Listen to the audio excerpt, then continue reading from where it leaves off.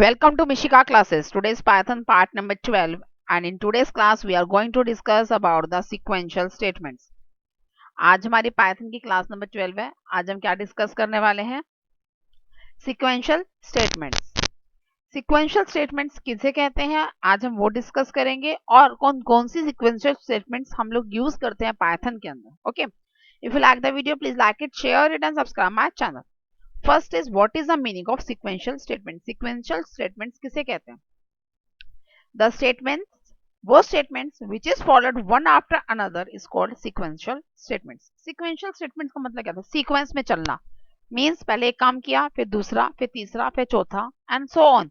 Means one after another and then after another. Means एक के बाद एक काम करते चले जाना, उसको sequence कहते हैं. तो what is sequential statements? जिन स्टेटमेंट की हेल्प से हम अपना काम एक के बाद एक करते हैं उन स्टेटमेंट्स को क्या कहा जाता है? Sequential statements. Means the statements, वो स्टेटमेंट्स जो फॉलो करती हैं एक के बाद दूसरे को, one after another, that is called sequential statements. In this, इसके अंदर क्या होता है? एक पर्टिकुलर कंडीशन दी जाती है और स्ट्रक्चर को बताया जाता है that how many times you have to perform this particular condition. In this, a particular condition or a structure is followed a several number of times. हम क्या करते हैं? स्टार्टिंग में कंडीशन देते हैं, या तो कंडीशन देते हैं टर्मिनेशन वाली कि भी जब तक वो कंडीशन ना आए तब तक तुम चलते रहो, या फिर हम कहते हैं कि भी ये वाली कंडीशन है और तुमने इतने टाइम तक चलानी है. इसमें ये दो चीजें होती हैं, दो ही काम कर सकते हैं. या तो क्या करेंगे हम कि हम स्टार्टिंग में कंडीशन दे देंगे और बता देंगे अपने कंपाइलर को कि भाई तूने इतने टाइम तक ये जो कंडीशन है ना, इसको जब तक फुलफिल ना हो जाए तब तक तूने काम करते रहना है. या फिर हम क्या कहेंगे कि भाई ये कंडीशन और तूने इतने टाइम तक इसको चलाना है.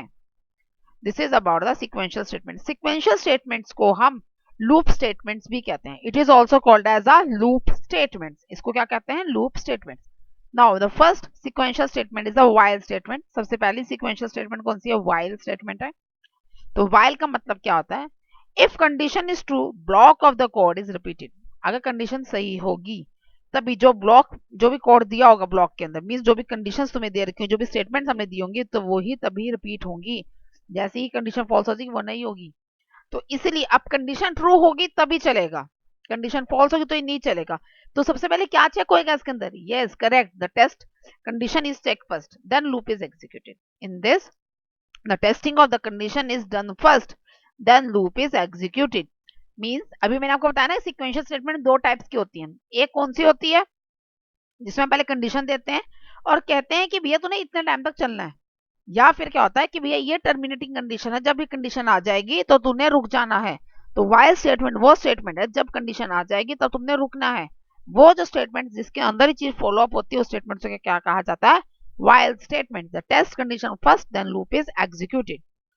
The execution is done till condition is false. तब तक execution होती रहेगी जब तक कंडीशन हमारी false नहीं आ जाती.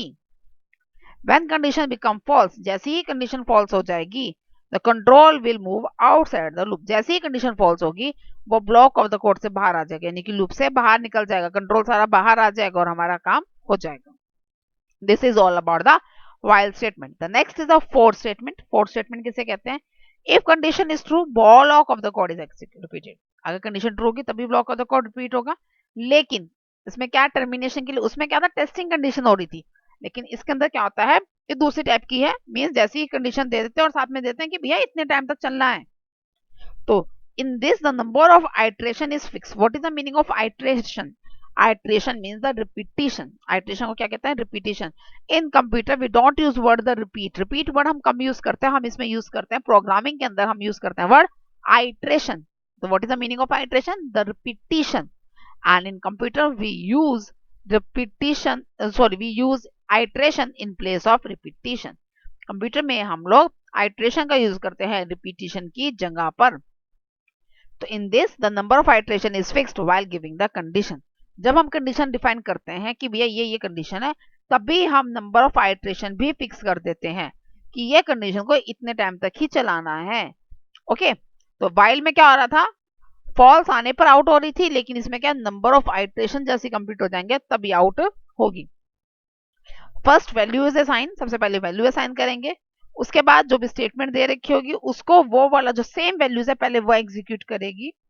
आफ्टर दैट एक बार एग्जीक्यूशन कंप्लीट हो जाएगी तो नेक्स्ट वैल्यूज असाइन हो जाएंगी, और ये कब तक होती रहेगी, जब तक हमने जो नंबर ऑफ टाइम्स दे रखा है वो एग्जीक्यूट नहीं हो जाता। मान लो मैंने 10 टाइम्स दे रखा है तो 10 टाइम्स जब तक वो एग्जीक्यूट नहीं हो जाती वो कंडीशन, तब तक ये कंटिन्यू रहेगा।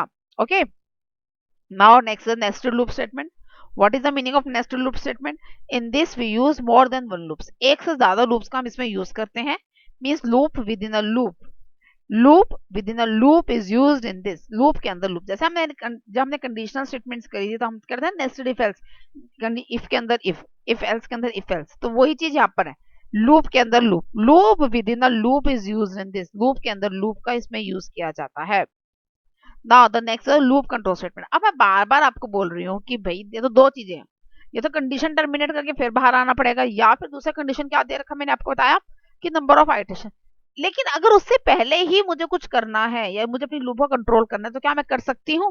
That's comes under the loop control statements. It changes the control of the execution from its sequence. ये क्या करता है बेसिकली, जो एग्जीक्यूशन का जो कंट्रोल है ये अपने हाथ में ले लेता है, जो इसमें स्टेटमेंट दी जाती है उसमें अपने हाथ में ले लेता है। इसमें नंबर ऑफ आइटरेशन के ऊपर कोई डिपेंड नहीं करता, कंडीशन फॉल्स और इस पर डिपेंड नहीं करता। ये तो बस क्या देखेगा कि इसने कंट्रोल अपने हाथ में ले लिया, जैसे ही इसको ये वाला कीवर्ड्स मिल जाएंगे तो ये अपना काम कर देगा उसके अकॉर्डिंगली। अब कैसे करता है ये? ब्रेक स्टेटमेंट है, कंटिन्यू स्टेटमेंट है, पास स्टेटमेंट। जोन से मैं स्टेटमेंट्स यूज करते they all are the keywords. For example for is a keyword, while is a keyword, for और व्हाइल भी कीवर्ड है। ऐसे ही ब्रेक स्टेटमेंट हम करने वाले तो ब्रेक स्टेटमेंट में भी ब्रेक जो है दैट इज अ कीवर्ड। तो it terminate the loop statement and transfer the control outside the loop. Break statement basically क्या करती है, ये लूप स्टेटमेंट को टर्मिनेट कर देती है। जैसे ही इसको ब्रेक मिलेगा, ब्रेक वर्ड दिखेगा, break is a keyword, again I am repeating which is a keyword, so you to have to use in a lower case. जो भी कीवर्ड्स होते हैं, मैंने आपको क्यों बताया कि for, while, break, continue and the pass are the keywords, because the keywords are called as a reserve words, and reserve words always use in a small case of lower case letters। जो जो हमारे basically क्या होते हैं, जो हमारे keywords होते हैं हमेशा हमको किस में यूज करते हैं, लोअर केस में यूज करते हैं।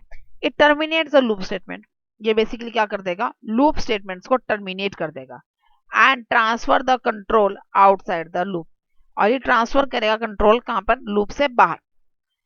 ब्रेक स्टेटमेंट क्या कर रहा है, it terminate the loop statement, loop statement को टर्मिनेट कर देगा और ट्रांसफर कहां कर देगा, कंट्रोल को लूप से बाहर।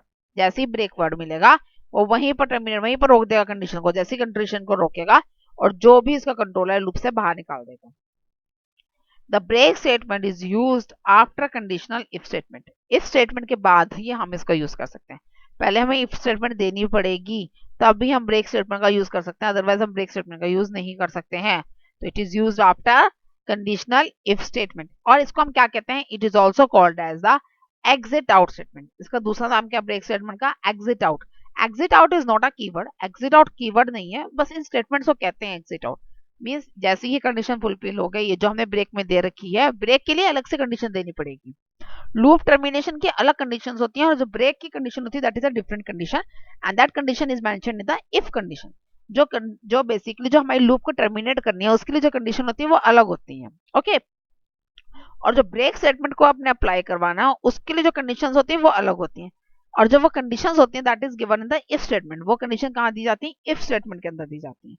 जैसे ही इसको इफ स्टेटमेंट मिलेगी वो वाली फुलफिल हो जाएगी, ब्रेक अप्लाई करके लूप से बाहर आ जाएगा, इसीलिए इसका नाम क्या है, exit out statements. Next is a continue statement. Continue statement का मतलब क्या होता है, it skip the reminder of the condition and the condition is again check before रीआइट्रेशन।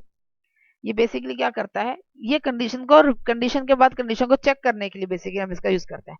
Continue का मतलब क्या हो रहा है, ब्रेक का मतलब तो रोक देना था, कॉन्टिन्यू का मतलब चलते जाना, रनिंग में लगाना है।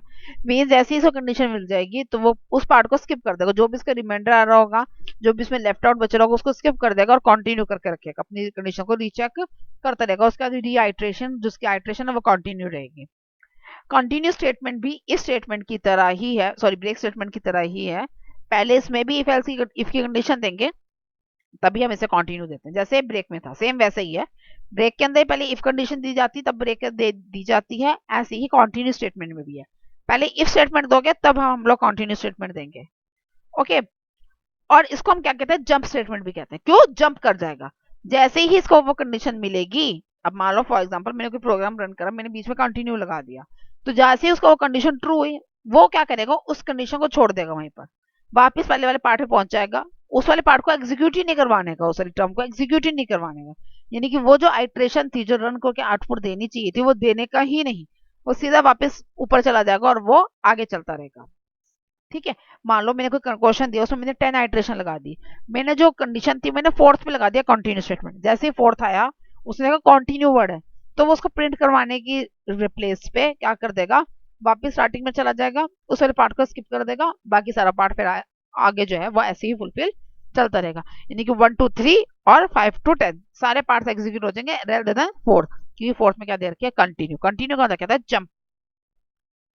ओके, ब्रेक का मतलब क्या था, अगर मैंने वही चीज ब्रेक में करी होती, 10 में मैंने 4 लगा दिया होता, 4 के बाद ब्रेक है, तो 4 तक एग्जीक्यूट करता, उसके बाद ब्रेक कर देता, आगे वाला पार्ट को एग्जीक्यूट नहीं, मतलब 5 से 10 वाला पार्ट एग्जीक्यूट नहीं होता, सिर्फ 1 से 4 तक का ही पार्ट एग्जीक्यूट होता है।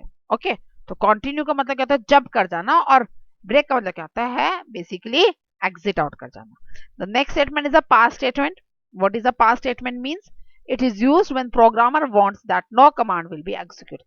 पास स्टेटमेंट हम तब करते हैं, जैसे पास कब करते हैं, पास कर दिया हमने, मतलब क्या हुआ कि कोई चीज पास कर दी, मतलब हमने आगे आगे देना है, तो मतलब हम चाहते नहीं कुछ भी काम हो।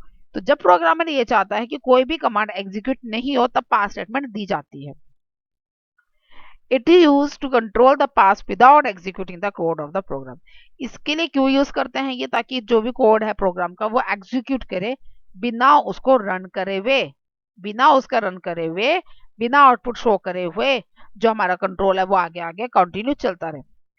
ओके, ये जो मैंने स्टेटमेंट्स आपको बताई हैं, फॉर और वाइल का जो लूप है, और उसमें ब्रेक, कंटिन्यू, और जो ये पास स्टेटमेंट्स हैं, इनके जो प्रोग्राम्स जब हम कल को करेंगे तो आपको ज्यादा अच्छे से समझ में आ जाएगा।